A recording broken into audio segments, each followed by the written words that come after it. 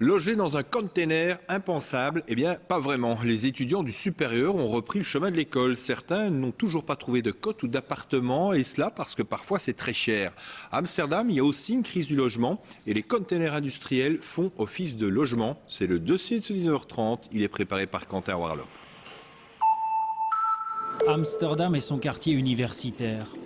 Des milliers d'étudiants, et parmi eux Nandine. Alors que les cours ont déjà repris, comme 9000 autres jeunes, elle n'a toujours pas trouvé de logement. Moi, je suis à la recherche d'une chambre depuis fin juin, depuis que j'ai terminé mes examens, mais c'est très difficile à trouver, tout le monde cherche et c'est cher. Alors je vis chez ma tante en attendant. Patrick aussi a cherché un logement sans en trouver. Alors avec 11 autres étudiants, ils ont littéralement investi cette école primaire à l'abandon. Des squats comme celui-ci, il y en a une cinquantaine, rien qu'à Amsterdam. Le bar a été aménagé. Ici, on a dû rehausser l'évier parce qu'il était à la hauteur des genoux. Et là, nous avons installé nous-mêmes avec un ami les arrivées de gaz. Aux Pays-Bas, squatter un immeuble est punissable par la loi. Patrick le sait, mais il assume complètement. Squatter pour nous c'est essentiel, parce qu'il y a beaucoup d'immeubles vides et qu'en même temps on manque de logement. Ça permet de se loger pour pas cher.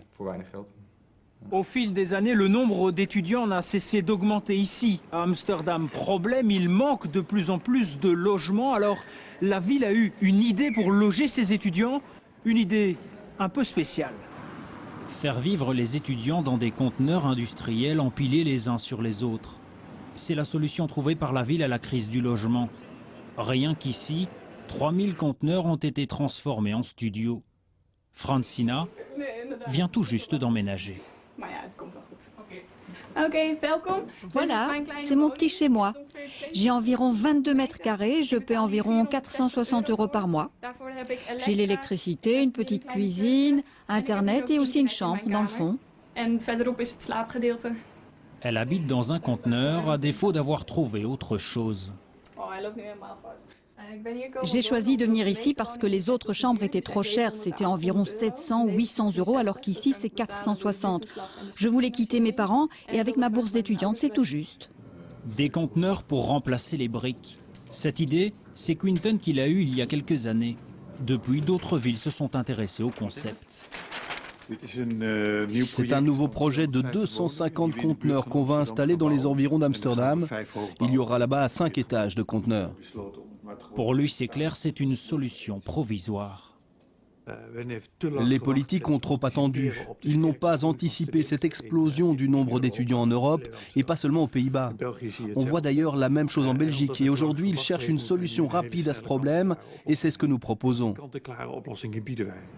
Du côté de la ville, on reconnaît ce manque d'anticipation. C'était vraiment difficile de prévoir cela. C'est arrivé très vite. Mais tout le monde s'y est mis. La ville, les particuliers. Et dans l'ensemble, on y arrive plutôt bien. C'est vraiment important pour nous d'attirer les étudiants ici à Amsterdam. Reste qu'avec ses 60 000 étudiants, Amsterdam s'attend à voir ce nombre encore augmenter dans les prochaines années. La ville réfléchit déjà à de nouvelles solutions pour créer des logements supplémentaires.